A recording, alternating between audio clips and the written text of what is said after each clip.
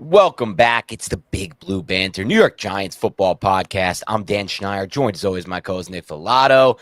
One day after getting eviscerated by that Cowboys blogger, no, just kidding. He didn't even call you out by name. But we're here today to jump right back into it and break down Nick Falato's rankings of the NFC East defenses by position groups with his scientific scale that he created. Put, as we talked about yesterday, put a lot of time into this. So please take it very, very seriously. And it basically means everything. So these rankings will determine the Giants' future success, both now and, a few years into this thing. So you better take this seriously, as I am at least. And I know Nick has when he's grounded through this grading scale. But all jokes aside, I think it does give us an idea of how the Giants stack up against the NFC East, at least. And that is something that throughout different regimes, we've been told at least is very important. Even this current regime has said a lot of what we do in our roster building is to try to compete in this division because that's 6 games. And ultimately, those games often decide if you get an automatic playoff berth by winning your division, which hasn't been the case for the Giants in a while and is tough with the Eagles in your division. But also if you can kind of compete for that wild card spot. So without further ado, Nick, let's dive into your defensive rankings. We'll do a breakdown and then we'll do what we did last time, which is kind of recap at the end. So let's start with the defensive line. I wanted to know where you're at with that. Before we get into the defensive line, just a quick overview from the offense. It was the Philadelphia Eagles that almost swept with 4 points across every position, but they fell one short of that. So they had 23 points. The Giants had 13, and then the Cowboys and the Commanders both had 12. So with that said, we can transition to the defensive line, and this might be controversial. This is not where I thought I was going to go whatsoever when I was going through the depth charts and the rosters of each respective teams. But I had the Washington Commanders with 4 points, the Philadelphia Eagles with 3, and then the Giants, who, in my opinion, have the best defensive lineman. I think it's arguable because of Jalen Carter, but in my opinion, had the best defensive lineman in the division with Dexter Lawrence. I have the Giants only getting 2 points, and then Dallas, they only get 1 point. And my main reason for the Commanders getting 4 is just the overall depth that Washington has. And I guess I didn't really understand that until I went over their depth chart because, yes, Daron Payne is their best. Is Daron Payne Jalen Carter or Dexter Lawrence? No. Is he a well above average to good to possibly teetering on very good starter? Yes, that's how I view Daron Payne. Not quite Dexter Lawrence, though. And then they have Johnny Newton, who we liked, who was injured at the start of last season, missed a lot of training camp. Remember, we liked him coming out of college a few years ago.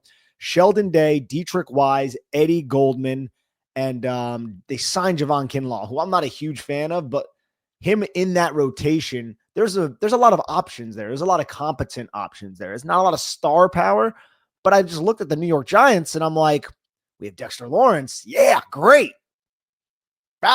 Darius Alexander, rookie, but I do like that.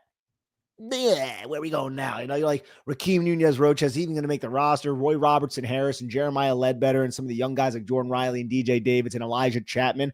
I just think there's more stability with Washington and more reliability there, despite the fact that Dexter Lawrence is better than any of those guys. And then Philadelphia, they got Jordan Davis, who hasn't really lived up to his athletic testing or his billing yet. Jalen Carter had like 75 pressures last year. And again, he's arguably better than Dexter Lawrence. I would listen to that argument. Different styles of players. I'm going to go with Dex. You guys know me.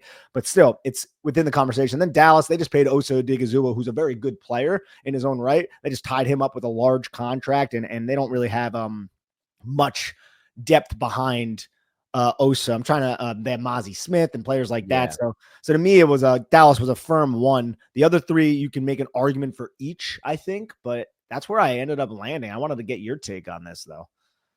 I definitely see it differently. I understand your argument. Like, I respect the idea of like there's depth.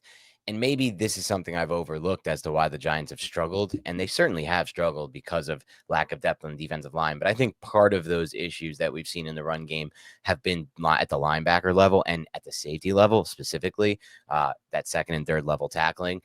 I also don't think it's been their only issue on defense or their main issue on defense. I think in general, yes, there's a more of a reliance on run defense now than ever because teams are playing more too high and they're daring teams to run the ball. And that's basically one of the only ways some teams find offense these days.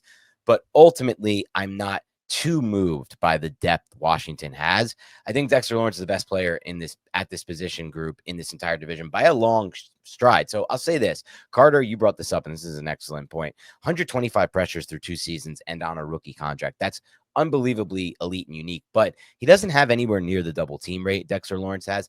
And I also feel like he doesn't do the same things in the run game, or doesn't offer them the same things, both from an effective standpoint and just from a schematic standpoint. We haven't really seen it much yet with the Giants, but Dexter Lawrence should give the Giants that man advantage in the box because he's commanding so many double teams. And that's something that I hope we'll see with Darius Alexander. Now, look, I am very much so admitting my bias here because both Darius Alexander and Marcus Bowe were players during the pre-draft process that I liked a lot. So was Cam Scatterbo. So it just is what it is. Like, I don't think Darius Alexander should have lasted till 76 overall. I think the Giants are getting an immediate impact player. I don't think Bowe should have lasted in outside the top 100 picks. So these are players that I'm high on, and I'm going to stick to my guns on my evaluation of. I could be very wrong. Because of that, it boosts up the Giants. So for me, it would be the Giants 1 with the 4 points. It would be the Eagles 2 with the 3 points because, again, Carter and Jordan, there's been multiple players that you went over, Jordan Davis, Mozzie Smith. These were high draft picks, and they both haven't lived up to the hype yet, which is rare, I feel like, for interior defensive linemen. Usually that's a position that doesn't bust as much on the higher end of the draft scale, but they haven't really played that role yet for those teams.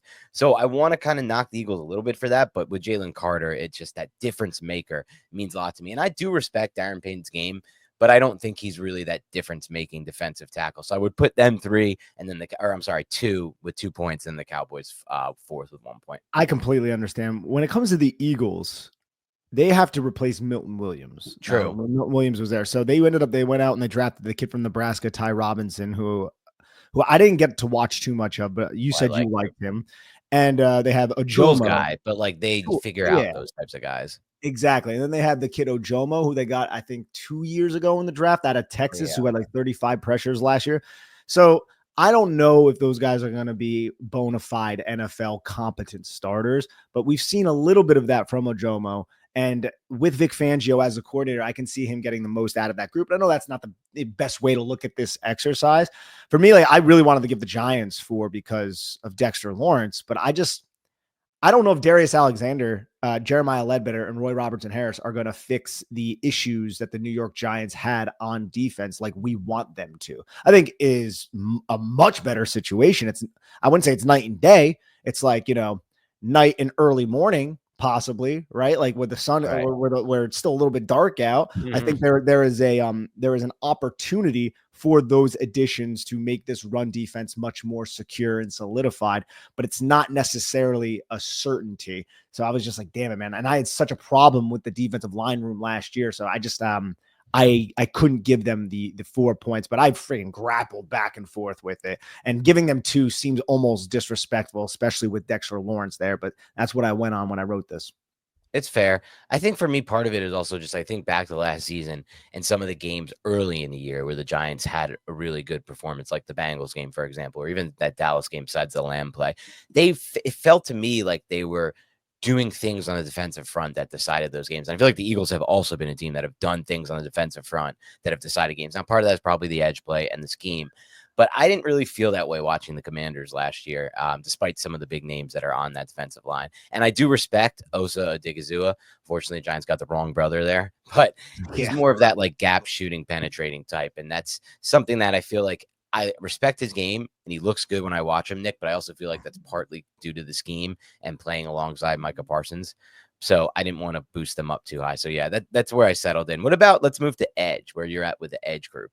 Well, the Giants arguably have the best edge group in the entire NFL. So the Giants end up getting 4 points, I would say, pretty easily here, although Micah Parsons made me really consider, and the Donovan Ezeraku addition that the Cowboys also made. So the Cowboys also have a very talented edge room. They brought back Dante Fowler Jr., who had a 50 pressure season last year with Washington when he followed Dan Quinn there. And they have Marshawn Nealon and Sam Williams. So it wasn't as much of a runaway as I thought it was going to be once I started digging, but I still gave the Giants with Kayvon Thibodeau, Brian Burns, and Abdul Carter 4 points. Cowboys get 3 points, Eagles 2, and the Commanders 1. The Eagles, they got a bunch of names there. Like, I like Jalex Hunt, Nolan Smith Jr., Bryce Huff. They just traded over to the 49ers, so he's not there. no longer.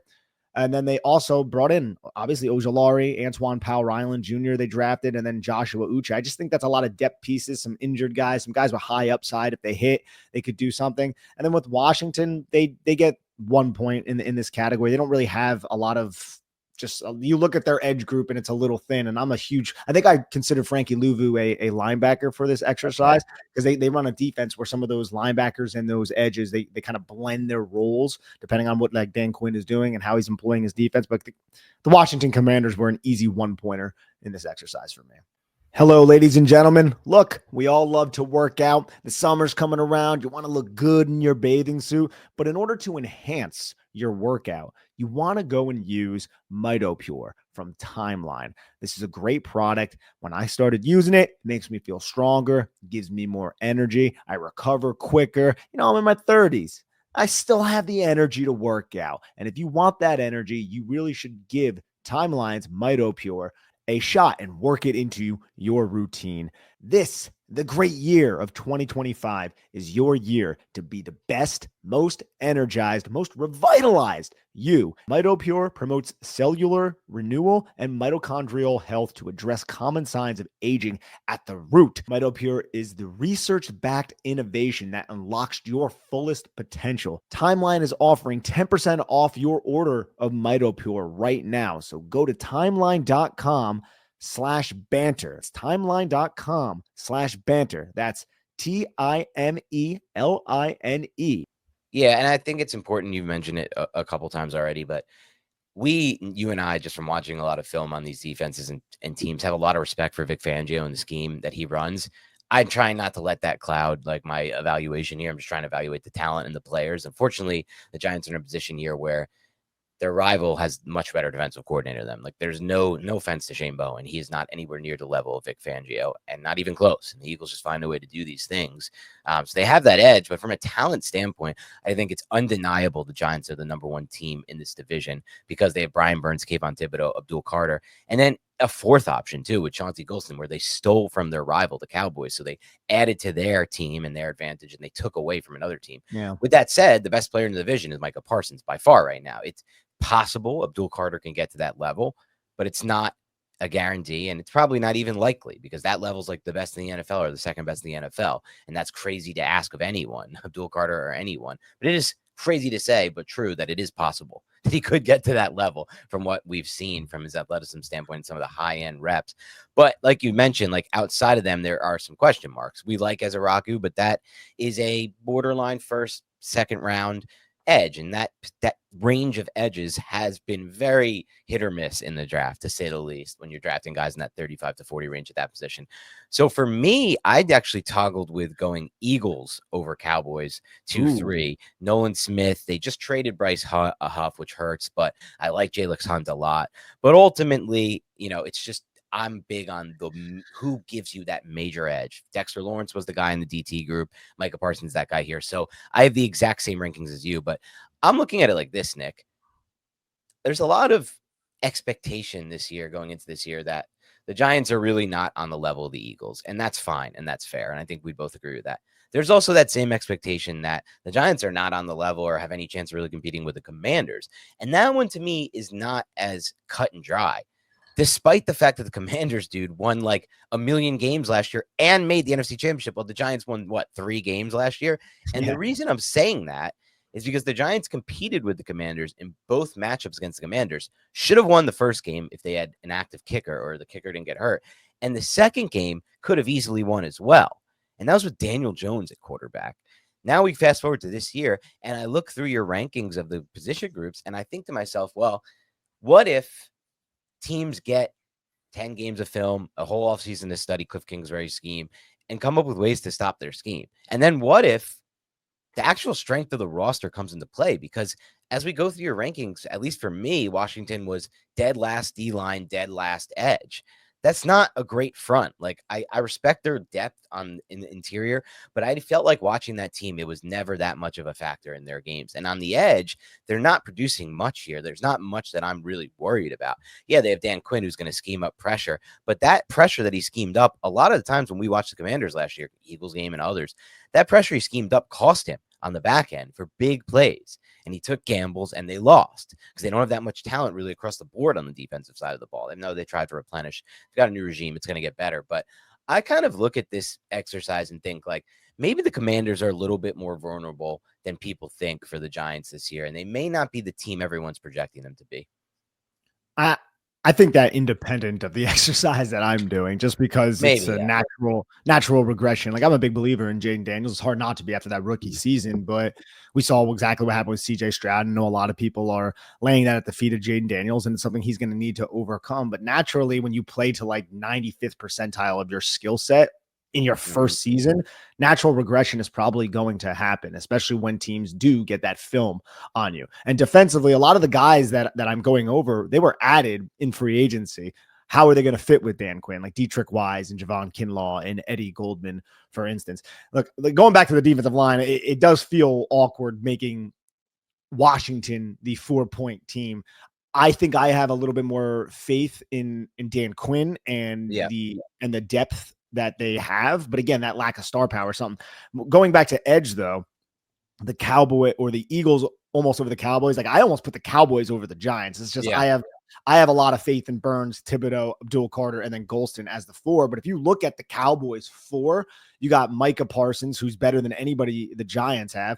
Dante Fowler, who is a very good underrated player. Donovan Ezraku, and then I guess you could pick either Marshawn Nealand or Sam Williams. I'd go Nealand in that situation. Like that's a solid 4. I don't think it's quite up to the New York Giants, but with Micah being that difference maker, it's that's something special right there that Dallas does have. And it's been the identity of their defense for quite a while. And it also assists in how good the Dallas secondary has been over the last several years whenever they're freaking healthy, like how Deron Bland basically bursted onto the scene and the plays that Trevon Diggs has made whenever he is healthy, like that risky type of play that Dallas had when Dan Quinn was there was facilitated and assisted by that elite pass rush getting in and making those quarterbacks throw the ball in a hasty manner. Yeah, that's a good point. It all kind of meshes together for them. I think you made great points there. Ultimately, I come down to the same rankings as you do, though. Giants, Cowboys, Eagles, then Commanders for me. Let's get to linebacker, off-ball linebacker. Where were you at with this one? The Eagles taking their rightful place right at the top again with 4 points, unfortunately. Zach Bond, I considered him a linebacker for this exercise, and he broke out under Vic Fangio, much to the delight almost of Dan and myself, because we were massive Zach Bond fans coming out of Wisconsin. And Dan, I'll speak for you here, but you can override me. You know, people were probably calling you a homer for that pick because it looked like he was an absolute bust down there in New Orleans. Then he gets with the right coordinator and boom, he is a superstar out there, which is insane. And it does go to show you how a lot of the NFL is guys just getting with the right coaching staff and the coaching staff doing the best for that player. Like some of these dudes coming out of college could have had like great careers, but they just go to shit situations and they never really get a chance or they get injured here or there. I'm glad to see Bond break out. Unfortunately, it was on the Philadelphia Eagles. And another reason why I went with Philadelphia, they just spent a first-round pick on Jahad Campbell too, which is completely opposite of what Howie Roseman typically does. He doesn't really spend high draft capital at the linebacker position. He goes out, he gets Jahad Campbell. Nakobe Dean is dealing with an injury right now, but he is still on the roster as well. So, the Eagles were, I would say, a relatively easy 4-point for me. What do you think about that? And then I'll go through the rest. No, the Eagles are the easy 4-point. I think this is one of those examples of like I said yesterday with quarterback position, if we had a scaled rankings, the Eagles would get a lot more points than anyone in this division. They're the only team that's even really made any major investments in the position. One is paid off wildly with Zach Bond, or maybe I guess the Commanders and the Eagles have. The Commanders drafted Jamin Davis, and he that was a long time ago, though. Not the Tony point. Draft. But then also Jahad Campbell is a player. I feel like you're right. They don't typically go off ball linebacker round 1, but I feel like when Roseman was on the board, he was like, this dude is just by far and away the best player on the board. And he was. And that's kind of what he does sometimes. He's just like, all right, you idiots, let Cooper DeJean fall to 36. I'll trade up and I'll take him because you're idiots. And he's a top 15 player in the class. And just like examples like that, that he just takes advantage of, Howie Roseman.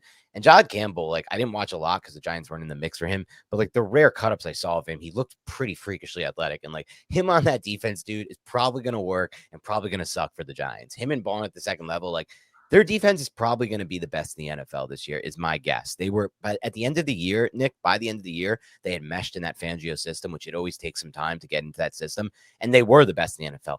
And since then, they've retained every player but Milton Williams and then added, I'm just playing Jahad Campbell to the defense. In addition to the jump that we expect DeJean to take and everyone on that defense that was young. So like, it's a big problem. Kenyon Mitchell. It's a big problem for the Giants. But yeah, this is an easy 4 for me. Before they did lose a little bit more than just Milton Williams, though, and that's where I'm hoping. Like, again, they have guys waiting on the. Did they lose on the corners?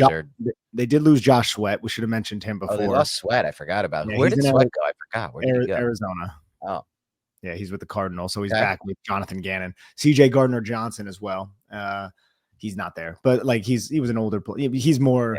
Yeah. He's a lot of chirping, CJ Gardner, one of the best chirpers in the entire NFL, CJ Gardner-Johnson. But yeah, so moving on, 4 points for the Eagles. I gave the Giants 3 points, man. The Giants with Bobby Okereke and Micah McFadden, and then the additions that they ended up making throughout free agency with Chris Board and Demetrius Flanagan-Fowles, having Darius Muasau and Deontay Johnson as depth options. I think that is a stable linebacker room. Again, we've talked ad nauseum on this podcast about how the Giants defense puts a lot on the linebackers' plate.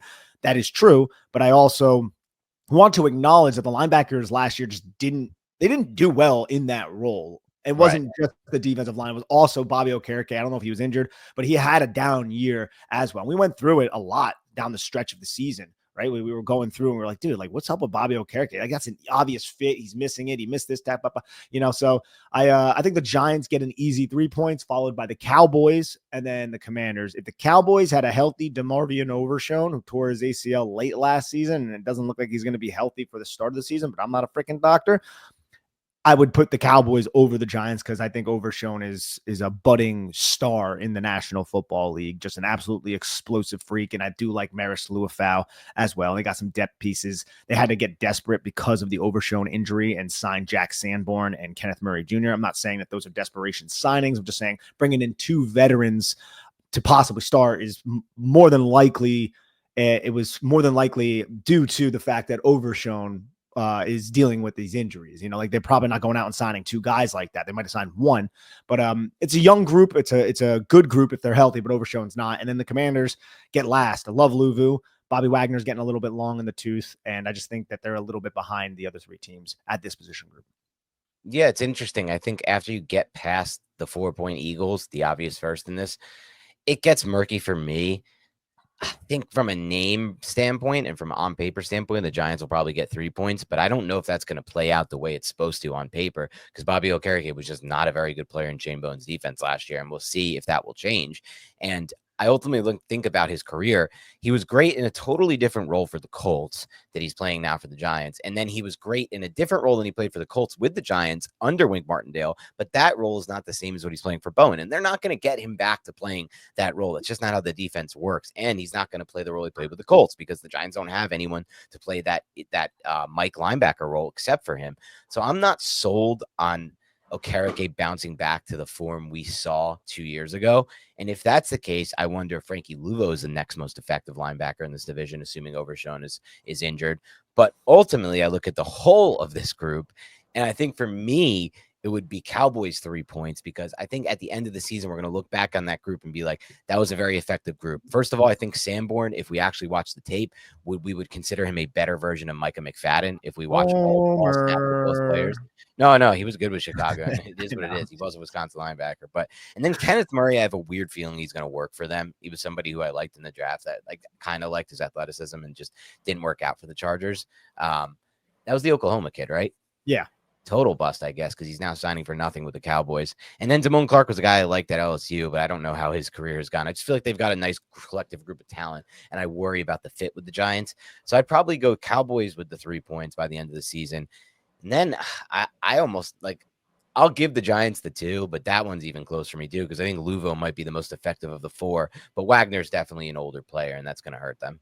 Yeah, I love Frankie Louvu. He's another one of those Nick Falato favorites. Yeah. Longtime listeners will know that. It's him and Chris Manhertz, those niche players. I mean, the Louvu's not really a niche player anymore, man. I No. love Louvu when he was on the Jets. I think he came out of like Washington State, and I was like, yo, this guy's freaking good. Now he's carved out an excellent career for himself, has had success in multiple locations. But yeah, no, I still gave the Commanders 1 point. That's how much I love them, right? What a Let's go corner. I am. Cornerbacks. All right. Yeah, dude. This there? one was tough, man. I was going back and forth. I was like writing up like paragraphs and then like, nah, I gotta change it. So I got the Commanders with 4 points, dude. You look at it, it's like, dude, Mike Sanders still had a great rookie season. We love them coming out of Michigan. They draft Trey Amos and they have Marshawn Lattimore. To me, it's like, yeah, I mean, I think the Commanders, Eagles, and Cowboys. Now, the Cowboys are a little unique because they have injuries. We'll go over that here in a second. Any of them could have got 4 points. To me, the Giants were the clear 1 point team.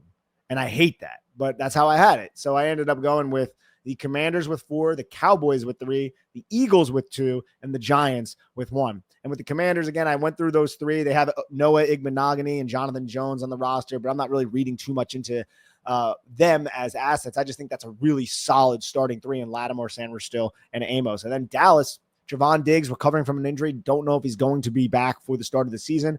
I'm not going to be able. I know the way this player's name is pronounced is different than how it seems, so I'll probably butcher it. But Shavon Revel Jr., the kid from ECU, had an elite season and in college at ECU, and then last year he tore his ACL in like September, so we haven't seen him play in a while, but I think he's trending towards being back. But Dallas also has Deron Bland, who's entering a contract year, and then Kalen Carson in his second season after a solid rookie year coming out of Wake Forest, and they also signed Kyrie Elam for depth. I just think that's a lot of options there. If they were healthy, they probably would have got the 4 points, but 2 injuries to those guys, it just makes me a little tentative to do that. And then Philadelphia, it's weird giving them 2 points because I have a lot of respect for their secondary room, specifically Kenyon Mitchell and Cooper DeJean. And then they have Keely Ringo, the kid from Scottsdale, 5-star recruit who went to Georgia, fell to the 4th round as one of their other starters, as well as some additions that they made in the offseason. Someone the Giants know, Adoree Jackson. But to me, like, it's an easy 1-pointer for the Giants. Just Paulson Adebo, Tay Banks, Cordell Flott. I love Drew Phillips. That makes me be like, oh, well, maybe. But I had to give Philadelphia the point over the Giants there. What are your thoughts? Well, yeah, it's funny. We've actually seen the defense pretty differently, which I like, throughout each position group. For this one, we have a different opinion as well. My 4-point team in first is the Eagles. I think they have the 2 best players at this position group in the division in DeJean and Mitchell. Or at least they will over Lattimore. Over Lattimore. This over the injury, I guess. Yeah. Now, look, Lattimore could quickly change my opinion on that if he is healthy and looking like his old self again. But even then, I feel like those other 2 are younger and they're trending up. Specifically Mitchell as far as a man corner goes. And then DeJean's not really the same position as Lattimore or Mitchell, so it's hard to really compare the 2. But what he offers a football team to me is so not far and be up, but it's the best in this group for me, at least. So they would be my first team. And I actually think, unfortunately, Adoree's going to fit like a goddamn glove there, Adoree Jackson. And he's going to be so good on that defense. Like, not like a star, but like, we're going to look back at the tape and be like, ugh, did you see the tape? Like, Adoree looked great in this game again. Like, of course he looked great. He was never really bad for the Giants. He was actually pretty good on tape. It just defense sucked and the system it just wasn't fitting him. So I have a bad feeling about that. 2 for me, 3rd points were aligned with Commanders. I mean, first of all, I loved, and I think you loved Sanders still last draft, immediate hit player for them last year as a rookie. Amos, they add extra talent, a player a lot of people liked in this draft. I didn't study him really at all. So the Giants weren't interested in corners, but a lot of people I know like Trey Amos in this draft. Marshawn Lattimore, if he can return and bounce back, that's a big 3 right there. So they're 2 for me. And then I'd actually have the Giants third place with 2 points because I do think Adebo is a pretty damn good player and could be pretty damn good. And then obviously you mentioned the Drew Phillips. Are you still there, Nick? Looks like we lost you. Can you hear me? Oh, I can hear you. Yeah. All right, I cool. just thought we might have paused. Black screen, Nick. What's going on over there with that camera? I can hear you. Just keep going. Okay. Wow, look at that picture. And then we've got, or for me at least, I've got Giants getting that 2 points there because I do really think that Drew Phillips can give them an edge on the nickel at the nickel position, and I like Adebo. And for the Cowboys, I'm not very high on that group. Like Diggs injured, who knows what's going to happen? I was never a huge fan of his game anyway to begin with. Thought he was more just a flash player. Revel, however you pronounce that. Like we'll see. He's coming off a torn ACL. I feel like Andy's a rookie that's going to be really open-ended as far as how he'll play. Bland is a good player. I think he's also kind of more a flashy player. Like, there's just not a lot of guarantees. I feel like there's a lot of open-ended question marks about that Cowboys room, even more than just a Debo, Drew Phillips, Deontay Banks, and Cordell Flott. So for me, I would go 4 Eagles, 3 Commanders, 2 points Giants, 1 point Cowboys. I love the differences. I do. Yeah. For me, Diggs in the injury situation and the contract and all that does certainly bring it down. I was a big fan of Ravel, and I think Kalen Carson's a really good football player as well, and Bland as well too. I mean, so I would go with Dallas over that, but I mean, I can't really argue with your points because you're right. It's risky. There are some damn injuries there that are bringing that room down. I'm a little worried about the New York Giants in the secondary because we're relying so heavily on Tay Banks. And if Tay Banks doesn't work out, then we're relying on Cordell Flott. And I don't think he showed some signs last year, and it's plausible that he takes the progressive steps that we need him to take to be a solid functional starter in the NFL in his age 23 year, whatever it is, because he's so damn young. But at the same time, that could easily not work out too. And then it's like, well, at least we have Paulson Adebo. It's like, sure, but Paulson Adebo was never like this lockdown number one either.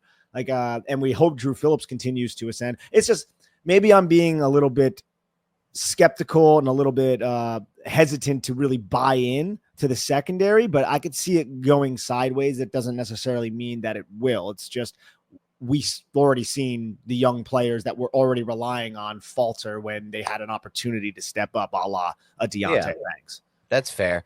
I think for me, a lot of it is projection. Like, I draw a lot of parallels, Nick, to when the Giants signed with a Paulson Adebo to when the Giants signed James Bradbury in free agency. Because I remember going back on that signing and looking at it, and it was like, wow, Bradbury was burned and torched in a lot of these NFC South matchups. I believe Mike Evans got him pretty bad. And it was like there seemed to be a lot of projection as far as how he was going to fit with the Giants and if he was even worth the contract or like making this big investment. Oh, I think we got a major echo going right now. We'll fight through this. You have an echo? I have a massive echo, but I'll try to turn my thing down and maybe we'll see if we can get through this. But yeah, and so ultimately Bradbury fit the system really well before he kind of got some injuries, got older. And I almost feel like they see something in Adebo where it's like, yes, he hasn't been locked down yet, but we know how to get the most out of him in our system. And that's projection. So we'll see if that ends up being correct, Nick. But that's kind of where I'm at with corner. Let's go to safety. Alrighty, safety. So I got to give the Dallas Cowboys 4 points here, man. I'm a big fan of Malik Hooker, Donovan Wilson. I think Israel Mukumamu, I think that's how you say it, the kid from South Carolina who's like almost 6'5" with insanely long arms. He's just an interesting mismatch type of player. And then they also have Marquise Bell, who fit what Dan Quinn was doing much better than what Dallas did last year defensively, and he suffered a season-ending shoulder injury, but he should be back. Those are solid options with depth and a bunch of different body types, and I think Hooker and Wilson are a better duo than they're more than likely given credit for. And I love Malik Hooker when he was back at Ohio State, so maybe I'm a little biased here. The Eagles get 3 points with Reed Blankenship, Sidney Brown, and Andrew Mukuba, the kid they drafted out of Texas. I think that's another very solid trio. I gave the Giants 2 points. I'm comfortable with Tyler Nubin. I'm very comfortable with Javon Holland. I'm very comfortable with both of them, actually. Not all that comfortable with Dane Belton, but I think Dane Belton is, again, the sub-package guy who definitely has a role on a team. But if you need him to start, it's like, oh, that's not the best situation. And then with the Commanders get 1 point. Quan Martin came along last year. Will Harris is a solid veteran who's bounced around the league a little bit. Percy Butler is there as they're a solid 3, but I put the Giants slightly over them because I like Javon Holland and Tyler Nubin over Quan Martin and Will Harris. Yeah, Nick, this is a really tough position. I feel like it's another projection position. I look at it across the board and I think about all the players at each position. And I'm like, I do think there's a chance the Giants could have the best safety tandem in this group with Nubin and Holland. And I don't think it's like that much of a stretch to say that it's likely almost in some ways. But it's a lot of projection on Nubin. And with Holland, too, it's expecting him to get back to his earlier career form. Mukuba is a player you obviously know I loved in this draft. They took him higher than I thought they would take him. And maybe he'll be an impact player right away, but he is a rookie. So I don't know if I want to give him that. Reed Blankenship, Sidney Brown. Brown was a player that we liked in the draft, but I don't know if he's fully lived up to the hype. And Blankenship plays well in that scheme, like in the role they ask him to. I don't think he's a kind of a difference-making player. So this is a tough one for me. And I look across the board. You brought up the Cowboys players, Hooker, Wilson, a lot of depth there, a lot of good players. Hooker's a very good safety. Maybe it's Homer, but I think I'm going to go Giants with 4 points here. This is another position group I feel like the Giants are going to really surprise people. That's strong, dude. That's strong. It's strong. And I just feel pretty confident. Cowboys 3, Eagles 2, Commanders 1 is how I'm going here. Man, the Homer birds are just chirping at you right now. But someone's about to write a blog about your ass, bro. I was lower on linebacker, I feel like. No, I'm just messing Homer on the rest. Homer on the rest. So let's look at it in its totality, Dan, as my Yes. computer is slow. All right. So for the defense, the Eagles get 14 points, Cowboys 13, Giants 12, Commanders 11, bringing the total Eagles 37 points. Drum roll. Giants 25 points, Cowboys 25 points, and Commanders 23 points. So you've heard it here first, guys. The New York Giants are going to be the second best team in the division, even though they're tied with the Cowboys, because this exercise never fails, ever. You heard it here. Nick Falato signed and delivered. There you go.